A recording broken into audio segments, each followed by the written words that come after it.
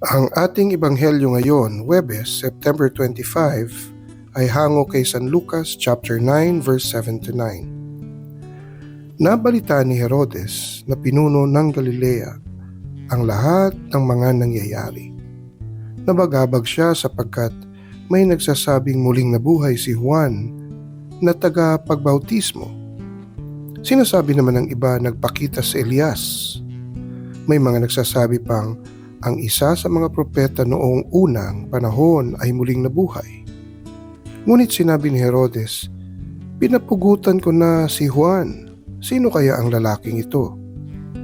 Marami na akong nababalitaan tungkol sa kanya." Kaya sinikap niyang makita si Jesus. Ang mabuting balita ng ating Panginoon. Ang ating faithful reflection ngayon ay galing kay Brother Paulo Fresnosa ng Hand of the Sower Catholic Community. The Ghosts of Our Past. Backstory ng kaunti. Pinaputol ni Herod Antipas ang ulo ni Juan Bautista dahil sa bugso ng pagpatong-patong na emosyon, pride, at pagsakop sa kanya ng kasalanang matapos malaswang sayawan ni Salome. Minumulto siya ng kasalanang kanyang nagawa. At sa pag-usbong ng pangalan ni Jesus, muling nabuhay ang multong kanyang tinatakasan.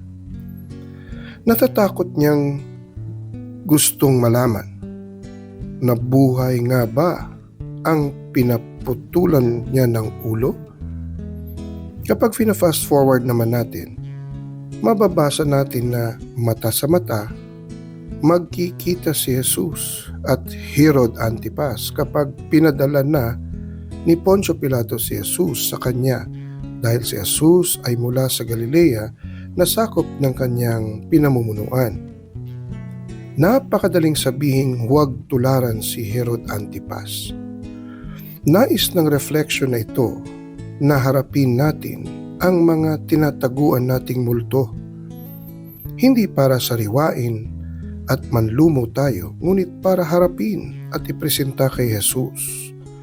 Maaring sa kumpisalan o sa mga kasama natin sa pananampalataya. At kanyang ipoproseso sa ating kamalayan, hilumin at gamiting pagpapatotoo na siya ang dakilang tagahilom at tagapagligtas. Kaya tayong iligtas ni Kristo sa anumang multo ng ating nakaraan. Madilim man ito o mapait, hayag o sikreto, dahil sa dakila niyang pag-ibig, at maaari itong gamitin mabisang patotoo sa ating mga testimony para mapapurihan siya. Whether we like it or not, eyeball to eyeball, we will be facing Jesus Christ. All secrets out, no skeletons in the closet. And when the time comes, no stones will be left unturned. Let us pray. Save us from the ghosts of ourselves, Lord Jesus Christ. Amen. In the name of the Father, and of the Son, and of the Holy Spirit. Amen.